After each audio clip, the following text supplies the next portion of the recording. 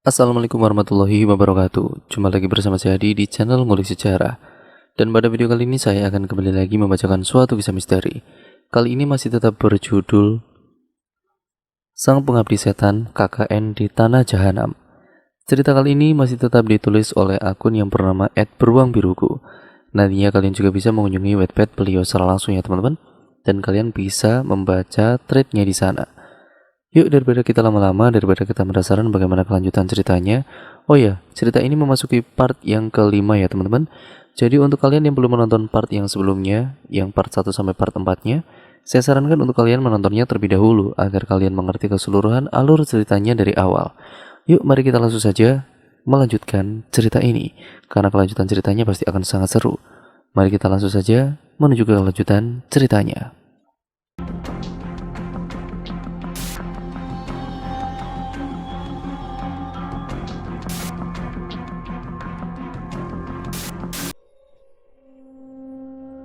Mendengar teriakan Dian yang begitu melengking membuat senyum lebar sang sepupu pun merekah. Lalu dengan satu gerakan sayatan yang kuat, sang sepupu pun langsung memotong lidah Dian dengan cepat. Sayatan yang akhirnya memutus lidah Dian dalam sekejap mata. Darah segar pun mulai mengalir pelan dari mulut Dian yang sedang terpekik. Suara teriakan lantang lainnya pun mulai menggema di udara. Suara yang menandakan bahwa Dian saat ini sedang menjerit kesakitan atas siksaan yang sangat pedih itu. Ya, Dian mulai dieksekusi mati saat ini. Dan yang setelah lidahnya dipotong, sang sepupu pun mulai melanjutkan sayatannya ke bagian tubuh Dian yang lain. Hingga akhirnya jerit Dian pun mulai memudar di udara perlahan, yang menandakan bahwa Dian telah tewas. Dengan terus menyayat-nyayat tubuh Dian, Pak Tomo, Pak Bimo, serta istrinya mulai menadai darah yang keluar dari tubuh Dian dengan cekatan, membuat wadah yang masing-masing mereka pegang mulai memerah terisi oleh darah Dian. Setelah banyak darah terkumpul, sang sepuh sesekali juga warga mulai menyirami tanah desa dengan darah segar Dian. Ada yang pergi ke sisi barat, ada yang berlari ke sisi timur, ada yang menuju sisi selatan, dan juga ada yang berbondong-bondong menuju sisi utara. Lalu setelah selesai menyirami tanah desa dengan darah, kini jasad Dian dibawa menuju pohon beringin besar yang letaknya berada di hutan belakang desa. Beberapa pria di sana terlihat sedang menggali tanah, termasuk seorang kakek tua yang dimana Dian takut kepadanya dulu. Dirasa cukup, jasad Dian pun dibuang ke dalam pusara, lalu mulai menimbunnya kembali dengan tanah. Setelah 21 tahun hidup, inilah cerita akhir dari kehidupan Dian yang sangat mengenaskan. Setelah berhasil mengubur jasad Dian serta menabur darahnya ke seluruh penjuru desa, dengan wajah sumringah para warga mulai saling melempar senyuman. Seakan-akan inilah penantian yang sedang mereka tunggu-tunggu. Seakan-akan dahaga mereka telah terbasuh dengan sempurna di malam ini. Ya, semua warga desa memang telah menanti saat-saat ini tiba. Sebuah hari di mana ritual nandur manungsa, atau yang bermakna menanam manusia, dapat kembali mereka lakukan setelah 8 bulan menanti. Dengan menumbalkan Dian, akhirnya warga desa bisa bernapas lega kini, karena sebentar lagi desa mereka akan kembali subur. 1 bulan telah berlalu, dan benar saat ini kondisi desa mulai membaik. Warga pun mulai bisa memetik hasil panen mereka pada bulan ini. Meski dirasa belum maksimal, tapi setidaknya para warga tidak akan kelaparan hingga ritual nandur manungsa berikutnya itu datang, yaitu sekitar 3 bulan lagi. Bahkan saat ini, bukan hanya tanah desa mereka yang kembali subur, tapi para wanita dewasa yang ada di desa pun mulai mengandung pula. Jika di total ada sekitar 17 wanita yang kini sedang mengandung, termasuk istri dari Pak Bimo yang juga menantu sang sepuh. Meski miris, tapi berita ini adalah kabar baik bagi para warga desa. Tanah yang kembali subur, serta para wanita yang kembali hamil, merupakan anugerah tersendiri bagi warga. Tidak terkecuali Pak Tomo, Ia pun saat ini berada di rumah sang sepuh untuk mengabarkan kalau istrinya juga hamil. Di hadapan sang sepuh, Pak Tomo pun berkata, "Kanjeng, dengan menumbalkan mahasiswa bernama Dian kemarin, sekarang desa kita ini kembali sejahtera. Ini benar-benar luar biasa," ucapnya dengan begitu sumringah. Tapi berbeda dengan Pak Tomo, raut wajah sang sepuh ini justru terlihat dingin, seakan ia tidak setuju atas apa yang diucapkan oleh Pak Tomo barusan. Dengan sorot mata yang dalam, sang sepuh pun bertutur, "Tomo, kamu jangan terlalu senang. Menubalkan orang dari luar hanya akan menekan kutukan sebentar saja. 2 atau 3 bulan lagi, kesuburan di desa ini pasti akan kembali binasa. Kita jangan berpangku kepada para mahasiswa yang tersisa. Akan lebih baik kalau wanita sialan yang ada di dalam punden itu hamil dengan segera. Karena menubalkan garis keturunan langsung si keparat itu, efeknya jauh lebih kuat untuk menekan kutukan yang membelenggu kita dibanding darah dan daging para mahasiswa itu. Sekarang, bagaimanapun caranya, cepat buat si wanita sialan itu hamil, karena kita sudah butuh keturunannya secepat mungkin," tegas sang sepuh seakan sedang menghakimi. Pak Tomo pun tidak membalas petua sang sepuh barusan. Ia hanya menganggukkan kepala seperti orang ketakutan. Lantas siapa wanita sialan itu yang sedang dimaksud oleh sang sepuh tadi? Ya, namanya adalah Mutih. Dia adalah cucu keturunan langsung dari sang ketua sekte terdahulu yang memimpin desa ini. Sang ketua sekte yang telah mengutuk desa ini dan seisinya.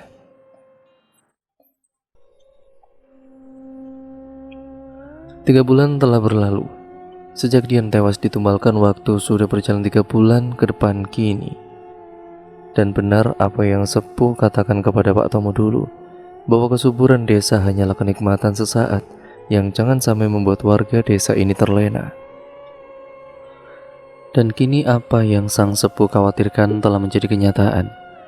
Setelah 3 bulan berjalan, kesuburan desa mereka telah kembali binasa. Saat ini warga desa mulai mengalami gagal panen secara bertubi-tubi. Hanya sebagian kecil dari usaha mereka yang membuahkan hasil, lalu sisanya berakhir membusuk. Dalam kondisi desa yang mulai rapuh, sang sepuh, Pak Tomo, Pak Bimo, serta beberapa warga lain mulai mengadakan diskusi. Saat ini mereka berada di ruang tamu sang sepuh untuk membicarakan hal penting. Untuk memulai diskusi, sang sepuh pun membuka suara dengan berkata, "Seperti yang kita rasakan bersama, desa ini mulai mengalami kesengsaraan lagi. Tanah kita mulai binasa karena kutukan itu lagi. Saya akan bicara langsung ke intinya, bahwa malam ini saya akan mengeksekusi 1 mahasiswa lagi demi membuat desa ini stabil kembali," ucapnya mengakhiri. Perkataan sang sepuh barusan itu pun langsung membuat para warga sumringah. Meski akan membunuh seseorang nantinya, orang-orang ini justru terlihat senang mendengar apa yang sang sepuh bicarakan. Lalu Pak Tomo pun berkata, "Saya sangat senang mendengar berita ini, Kanjeng. Terima kasih atas kebesaranmu yang telah mau mendengar keresahan kami semua," puji Pak Tomo kepada sang sepuh sembari mencium kakinya. Lalu diikuti oleh para warga yang lain termasuk anak beserta menantunya. Apa yang para warga bicarakan barusan pun sampai ke telinga di mana Abil, Estu, dan Hagia berada. Para mahasiswa itu memang sedang disekap di dalam rumah sang sepuh, yang mana mereka bisa mendengar isi percakapan warga tadi sendiri. Dan dalam keadaan yang tidak berdaya, Abil, Estu, dan Hagia semakin berputus asa mendengar berita itu. Sebuah berita di mana salah satu dari mereka akan ada lagi yang mati malam ini. Dengan kondisi mereka yang mengenaskan, Abil, Estu, dan Hagia pun tidak mampu membalas apa yang sepuh itu ucapkan barusan. Bahkan saat sang sepuh mengabarkan bahwa akan ada salah satu dari mereka yang mati, Abil, Estu, dan Hagia sama sekali tidak meronta, berteriak, ataupun menangis. Ketiga mahasiswa itu hanya memandang sang sepuh dengan wajah yang rapuh, raut wajah yang seakan menyiratkan bahwa mereka tidak lagi peduli dengan apapun. Dan berbeda dari 3 bulan yang lalu, saat ingin memilih tumbal, kini sang sepupu pun tidak bermain-main dengan mangsanya. Tanpa pikir panjang, ia menyuruh Pak Bimo, anaknya, membawa Hagia ke belakang rumah. Ya, kini Hagia adalah target yang akan ia bunuh untuk ditumbalkan. Berbeda pula dari 3 bulan lalu yang penuh dengan drama, teriakan dan tangisan. Ya, kini saat Hagia dibekuk dan dibawa oleh Pak Bimo menuju belakang rumah untuk dieksekusi, Hagia sendiri tidak melawan sama sekali. Rasa lapar, haus, serta putus asa seakan membuat tubuhnya menjadi lelah tidak berdaya. Bahkan Abil dan Estu pun hanya melihat kepergian Hagia dengan pandangan yang rapuh. Ya, meski sebentar lagi Hagia akan mati, suasana di sana terasa amat sangat tenang sekali. Lalu dengan kasar, Hagia mulai dipopong menuju halaman belakang rumah. Sesamanya Hagia di sana, ia sudah ditunggu oleh menantu sang sepuh bernama Mulan. Dengan kasar, Pak Bimo pun melepas Hagia dari cengkramannya. Lalu sama seperti ritual saat Dian ingin ditumbalkan dulu itu, sang sepuh turut datang ke sana untuk menyirami Hagia dengan air kembang yang sudah ia cambi-cambi sebelumnya. Hingga kemudian tubuh Hagia pun mulai basah oleh air dengan sempurna. Setelah menyirami Hagia dengan air sakral itu, kini sang sepuh merogoh saku pakaiannya untuk mengambil sebuah keris keramat. Keris yang sebentar lagi akan menyayat-nyayat tubuh Hagia hingga membuatnya mati. Tapi sepertinya ada sedikit kekacauan. Beberapa kali merogoh sakunya berulang-ulang, namun sang sepuh tidak menemukan keris itu juga. Lalu dengan suara tegas, ia menyuruh Pak Bimo dan Pak Tomo mencarinya. Kedua orang itu pun langsung menuruti perintahnya dengan segera. Menunggu keris itu ditemukan, sang sepuh pun berkata kepada Hagia, "Cahayu, sepertinya kamu sudah ikhlas benar ya mati malam ini. Tidak ada sedikit pun air mata yang keluar dari wajahmu itu. Saya merasa terhormat bisa menumbalkan sosok perempuan sehebat kamu, Cahayu," ucapnya kepada Hagia yang sedang duduk bersimpuh.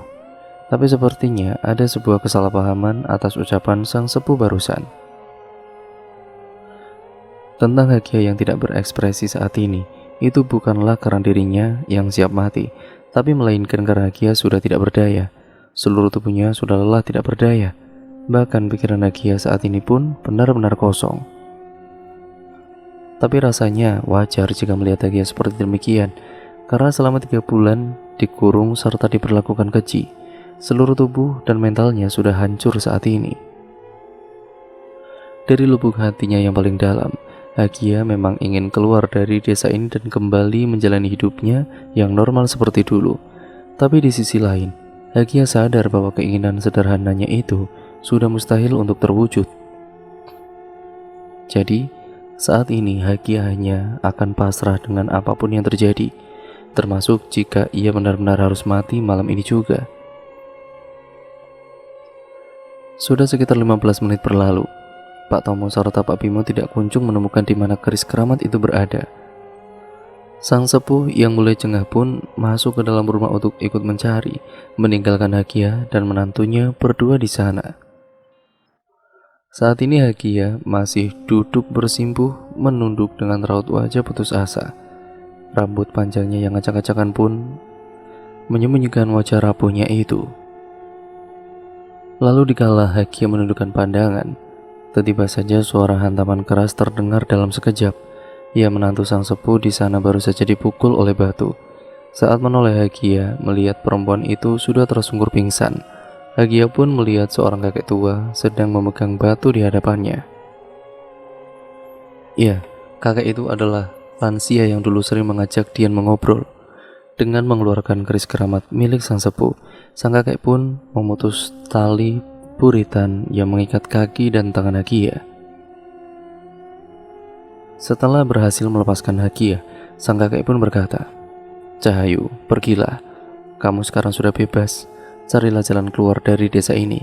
Kamu tidak mau kan mati tersiksa?" ucapnya sambil tersenyum. Setelah dilepaskan, Hagia pun mulai berlari terhuyung-huyung keluar desa. Dengan seluruh tubuhnya yang lelah, Hagia terus melangkahkan kakinya menuju gerbang desa. Lantas, Apa alasan sang kakek membebaskan Hagia barusan? Setelah menguburkan jasad Dian dulu, sang kakek mulai dihantui oleh sosok Dian di setiap harinya.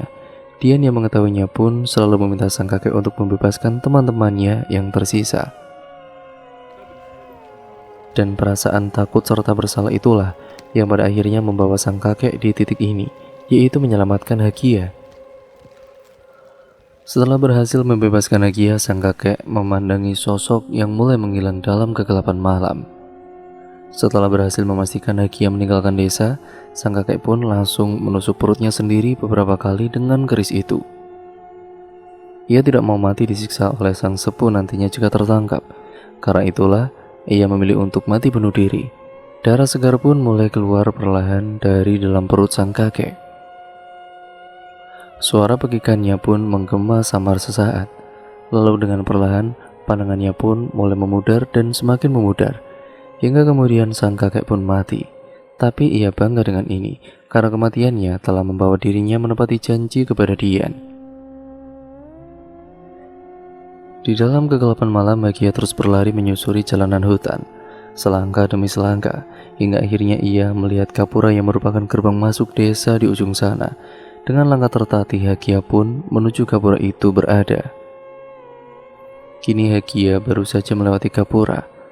Itu juga berarti bahwa ia telah berhasil keluar dari desa. Ia pun sempat menoleh ke belakang sesaat seakan ingin mengucapkan selamat tinggal kepada desa terkutuk itu. Lalu dengan wajah meringis, Hagia melanjutkan perjalanannya. Tapi setelah jauh berjalan, Hagia pun dibuat terkejut dengan apa yang sedang dilihatnya. Di ujung sana, Hagia kembali melihat gapura desa yang kusam dan rusak. Gapura yang terlihat sama persis dengan apa yang ia lihat sebelumnya. Tentu Hagia dibuat keheranan karena hal ini. Tapi karena tidak ada waktu untuk berpikir, Hagia terus melanjutkan perjalanannya kembali. Dan setelah jauh berjalan, Hagia pun kembali dibuat terkejut. Karena di ujung matanya ia kembali melihat gapura desa itu lagi. Gapura yang sama persis dengan apa yang ia lihat tadi sebelumnya. Hagia pun sontak mengambil napas panjang sembari memejamkan mata. Ia tidak habis pikir dirinya yang sudah bebas sekalipun ternyata belum bisa keluar seutuhnya dari teror desa terkutuk ini. Tapi ini adalah satu-satunya kesempatan untuk kabur. Tidak mau menyerah begitu saja, Hagia pun kembali melanjutkan langkahnya. Tapi pada akhirnya, sekeras apapun Hagia berusaha melarikan diri, ia akan dibawa kembali ke gapura itu lagi. Seakan-akan ia sedang berada di dalam sebuah labirin tanpa jalan keluar. Hagia merasa seperti berada di dalam lingkaran setan tanpa akhir, membuatnya putus asa dan mulai menangis. Setelah berbulan-bulan putus asa, akhirnya Hagia mampu kembali menangis kini. Hingga kemudian Hagia pun melihat sebuah pohon beringin besar di dalam perjalanannya. Tanpa Hagia sadari, langkahnya kini membawanya menuju pohon beringin besar itu berada. Sebuah pohon beringin raksasa yang dikelilingi oleh pohon beringin lainnya dengan ukuran yang bermacam-macam. Ya, inilah tempat di mana dulu Hagia pernah melihat seorang perempuan mati gantung diri. Bahkan tali yang membunuh perempuan itu pun masih menggantung saat ini. Dengan rasa putus asa yang tidak bisa menemukan jalan keluar, dengan ketakutannya yang akan ditemukan oleh warga, lalu mati disiksa dengan penuh kesakitan, Hagia pun mulai memandangi tali yang menggantung di sana. Lalu ia pun memilih untuk mati gantung diri. Ya, baru saja Hagia meregang nyawa dengan cara menggantung dirinya. Sudah 1 bulan berlalu semenjak Hagia tewas bunuh diri. Dan secara total, sudah 4 bulan lebih para mahasiswa KKN itu tinggal di desa Api Mantrana yang tidak pernah sekalipun mengabari keluarga di rumah. Bahkan seharusnya 2 bulan lalu mereka sudah kembali pulang karena tugas KKN yang sudah selesai. Tapi kini mereka tidak kunjung kembali, yang pada akhirnya membuat masing-masing dari keluarga mereka mulai khawatir. Tidak terkecuali keluarga dari pihak Abil. Baru saja orang tua Abil sampai di kampus di mana Abil kuliah. Dengan perasaan penuh khawatir dan bertanya-tanya, ayah serta ibu Abil mulai berjalan masuk ke dalam gedung kampus dengan tergesa-gesa. Lalu untuk apa mereka datang ke sana? Jelas orang tua Abil ingin mencecar pihak kampus karena anak mereka yang tidak kunjung kembali. Sesamanya orang tua Abil di ruang sekretariat, dengan langkah tergesa disertai wajah gelisah, keduanya mulai berhadapan dengan beberapa aparatur kampus. Sedikit terjadi kekacauan sesaat di sana karena ayah Abil yang sedang emosi. Lalu, pada akhirnya, seorang pria bernama Setio, yang juga termasuk salah satu petinggi kampus yang kebetulan berada di sana, bersedia berdiskusi dengan kedua orang tua Abil. Setelah masing-masing dari mereka duduk, ayah Abil pun langsung memprotes dengan berkata, program KKN-nya kan cuma 2-3 bulan, tapi ini sudah 4 bulan loh Pak. Anak saya nggak ada kabar sama sekali. Tanggung jawab kampus kemana? Ucap ayah Abil barusan dengan emosi. Lalu pihak kampus yang diwakili oleh Pak Setio pun menjawab, iya saya paham kalau Bapak marah. Saya memaklumi itu, tapi kami pun dari pihak kampus sedang terus mencoba menelusuri di mana anak Bapak serta 3 mahasiswa lain saat ini berada. Sudah seminggu terakhir kami mengutus beberapa orang mencari letak desa di mana mereka KKN. Bukannya merasa tenang mendengar jawaban dari Pak Setio tadi, ayah Abil justru malah semakin mengheran dengan jawaban itu. Lalu beliau pun menimpal. Bahkan, kamu saja sampai nggak tahu letak desanya. Jadi pas anak saya kemarin pergi KKN, pihak kampus itu nggak ada yang dampingin. Lepas tangan aja kalian, ucap ayah Abil semakin emosi. Lalu Pak Setio mencoba menenangkan dengan bertutur. Iya Pak, kami meminta maaf sebesar-besarnya soal itu. Tapi kami pasti akan berusaha semaksimal mungkin Pak mencari anak Bapak dan Ibu, tuturnya dengan intonasi dan gestur yang tenang. Tapi sudah pasti, apapun yang dikatakan oleh Pak Setio selaku perwakilan kampus tidak akan membuat orang tua Abil menjadi tenang. Mereka memang terus berbicara panjang lebar setelahnya. Tapi pada akhirnya, pertemuan kedua pihak tidak menghasilkan apapun. Pak Setio selaku perwakilan kampus hanya berkata kepada orang tua Abil untuk sabar, dan sabar. Sementara ayah Abil menginginkan kejelasan di mana dan bagaimana kondisi anak mereka saat ini. Pertemuan ini hanya sia-sia. Tidak lebih dari membuat orang tua Abil malah semakin emosi. Tapi wajar jika keduanya melampiaskan amarah mereka saat ini kepada pihak kampus, karena mau bagaimanapun, Abil adalah mahasiswa yang sedang berkuliah di sana. Bahkan KKN sendiri adalah program kampus yang wajib dilaksanakan. Jadi setelah mendengar ucapan pihak kampus tadi, yang seakan lalai dalam mengurusi KKN mahasiswa, rasanya amarah kedua orang tua Abil menjadi wajar karenanya. Dan sebenarnya, bukan hanya orang tua Abil yang datang ke kampus untuk memprotes perihal ini. Di hari-hari sebelumnya, orang tua Hagia dan juga Dian pun pernah melakukan hal yang serupa. Tapi sama pada akhirnya pihak kampus hanya menjawab dengan cara yang sama seperti apa yang mereka lakukan saat ini. Hanya berkata sabar, dan sabar. Merasa tidak puas dengan tindakan pihak kampus yang dirasa lambat, orang tua Abil yang baru saja keluar dari gedung langsung menelepon beberapa rekannya yang bekerja di kepolisian. Ayah Abil dengan tegas meminta relasinya untuk mencarikan putranya yang kini hilang tanpa kabar. Lalu beberapa saat kemudian, orang tua Abil pun diminta untuk datang ke kantor polisi di mana rekannya bekerja. Saat sampai di kantor polisi, ayah Abil langsung bertatap muka dengan ketua polsek yang juga rekannya itu. Setelah pembicaraan panjang lebar terjadi, sang Kapolsek pun mulai meminta beberapa polisi di sana untuk bersiap. Di hari ini juga, mereka akan mulai melakukan pencarian lokasi di mana Abil dan yang lain kini berada. Satu mobil polisi yang disertai 4 aparat siap mengawal, dengan dipandu oleh sopir pribadi keluarga Abil yang pernah mengantarkan Abil KKN dulu. Mereka mulai berangkat menuju desa Abi Mantrana. Saat ini waktu sudah menunjukkan pukul 5 sore. Setelah melakukan perjalanan sejauh 5 jam itu, akhirnya orang tua Abil beserta para polisi telah sampai di depan hutan Api Mantrana. Masih di dalam mobil, sopir pribadi keluarga Abil yang bernama Pak Ahmad pun berkata kepada kedua orang tua Abil, "Pak, Bu, dulu saya saat mengantar Mas Abil KKN, kita semua lewat sini, kita harus masuk ke dalam hutannya dulu." Ayah Abil pun langsung menyahut, "Masuk ke dalam hutan? Serius kamu?" Sang sopir pun langsung menjawab, "Iya Pak, kita memang sempat nyasar waktu itu, tapi pas Mas Abil minta istirahat di warung yang kita lewatin tadi, ada 3 orang yang nyamperin Mas Abil di sana. Katanya, dia itu warga desa Api Mantrana. Iya, momennya kebetulan banget, jadi kita ikutin apa yang orang itu bilang. Dan kita semua dibawa masuk ke dalam hutan.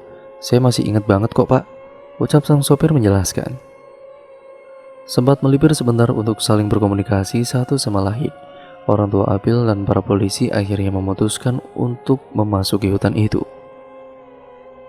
Sekitar 10 menit menyusuri hutan, akhirnya mereka semua sampai di titik di mana dulu Abil dan yang lainnya diturunkan. Ya, di dalam hutan Api Mantrana yang berkabut itu. Dan terlihat jelas bahwa di sekitar mereka saat ini adalah pilar-pilar pohon tinggi yang sudah tidak mungkin lagi bagi kendaraan roda 4 untuk memasukinya. Setelah memberhentikan laju mobil, lalu mereka semua turun dari mobil masing-masing. Sesaat setelah turun, mereka semua kemudian melihat ke sekeliling, menyapu pandangan ke seluruh sisi hutan. Tidak lama kemudian, salah seorang anggota polisi berkata, "Pak, Mas Abil sama teman-temannya benar KKN di sini. Kayaknya nggak mungkin ada desa di dalam hutan ini, Pak. Apalagi masih harus masuk ke dalamnya lagi," ucap heran polisi tersebut. Lalu Pak Ahmad, sang sopir pun mencoba menjelaskan dengan menjawab, "Pas pertama kali kesini dulu juga saya udah bilang ke Mas Abil buat batalin KKN-nya saja. Ya karena saya juga ngerasa nggak mungkin ada desa di dalam hutan kayak begini. Tapi bener kok Pak, dulu saya ngantar sampai sini, Mas Abil sama yang lain jalan kaki masuk ke hutan." Pak polisi pun kembali bertanya, "Mereka nggak dijemput sama motor? Benar-benar jalan kaki?" Sekali lagi, Pak Ahmad pun menjawab, "Iya, nggak ada kendaraan yang jemput mereka Pak. Mereka semua jalan kaki masuk ke dalam hutan," ucap sang sopir mengakhiri. Melihat kondisi hutan serta penjelasan Pak Ahmad barusan, para polisi meminta waktu sesaat kepada orang tua Abil untuk berdiskusi, mencari langkah terbaik untuk mengambil sebuah tindakan. Lalu tidak lama berselang, para polisi itu memutuskan untuk mulai menyusuri hutan secara menyeluruh, dari satu titik lalu ke titik lain, hingga tidak terasa akhirnya malam pun tiba. Saat ini waktu sudah menunjukkan pukul 10 malam. Penelusuran para polisi itu di sana tidak membuahkan hasil sama sekali. Alih-alih mendapat berita baik, para polisi itu justru mengalami peristiwa aneh saat menelusuri hutan tadi. Mereka semua sempat melihat gapura kuno yang rapuh dan rusak di beberapa sisi. Ya, itu adalah gapura selamat datang yang akan ditemui saat ingin memasuki desa Api Mantrana. Para polisi itu berhasil menemukan gerbang desanya. Tapi saat mereka mencoba melangkah lebih jauh, para polisi itu dibuat kebingungan karena mereka justru kembali menuju gapura itu lagi. Beberapa kali mencoba, hasilnya pun tetap sama. Mereka akan kembali menuju gapura itu lagi dan lagi, seakan mereka hanya berjalan memutar saja. Lantas, mengapa para polisi itu tidak bisa bertemu atau menemukan pemukiman desa? Ya, karena para polisi itu tidak melakukan ketimawar. Karena itulah mereka akan kembali lagi ke titik awal. Jadi jika ingin menemui desa itu, mereka harus melakukan ketimawar terlebih dahulu. Meski itu juga berarti mereka tidak akan pernah bisa lagi keluar dari desa Api Mantrana, sama seperti saat Agia ingin kabur dulu. Dan andai saja jika ada keajaiban datang kepada para polisi itu saat ini, andai mereka bisa memasuki desa Api Mantrana malam ini, mereka hanya akan melihat sebuah kejadian mengerikan di sana, yaitu melihat Apil baru saja mati dieksekusi. Ya, baru saja Apil mati dibunuh oleh sang sepuh. Tubuhnya disayat-sayat dengan keji. Darah yang keluar dari tubuhnya ditampung di sebuah wadah. Benar-benar perilaku yang tidak manusiawi. Sebelum kematiannya, Apil seperti melihat kilasan mimpinya beberapa bulan lalu. Lebih tepatnya 1 hari sebelum ia pergi KKN dulu.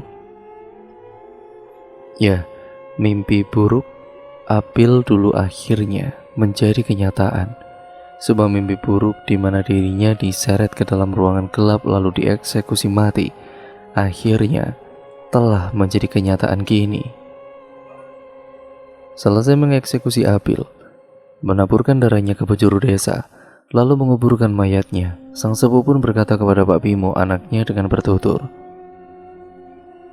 gara-gara perempuan bernama Gia itu memilih bunuh diri, akhirnya kita jadi kehilangan satu tumbal. Kematian perempuan itu tidak lagi menjadi sakral. Mayatnya tidak bisa kita pakai untuk ritual nandur manungsa. Kita jadi terpaksa menumbalkan Apil lebih cepat karena ulahnya. Dan sekarang kita hanya punya satu tumbal tersisa, yaitu Estu. Jadi Bimo, saya ingin besok kamu mulai merencanakan mencari tumbal lain secepatnya. 3 bulan bukanlah waktu yang lama. Jadi saya mau sebelum Estu nanti ditumbalkan, kamu sudah dapat tumbal lain untuk berjaga-jaga. Dan sama satu hal lagi, bagaimana keadaan si wanita sialan itu? Apa dia sudah hamil? Mendengar pertanyaan barusan, Pak Bimo pun langsung menyautinya dengan berkata, soal calon tumbal baru, saya akan berusaha menemukannya sebelum Estu ditumbalkan, Pak. Tapi kalau soal Mutih, maaf Kanjeng, wanita itu belum juga hamil. Ucap Pak Bimo agak sedikit keluh. Ia takut ayahnya marah jika tahu bahwa Mutih sampai saat ini belum juga hamil. Lalu dengan wajah dingin, sang sepuh kembali berkata, jika wanita sialan itu belum juga bisa memberikan penerus, maka kita akan selalu dibayang-bayangi kelaparan dan kematian. Tidak ada tumbal terbaik selain menumbalkan darah terkutuk mereka. 1 nyawa mereka setara 2 tahun kesejahteraan desa ini.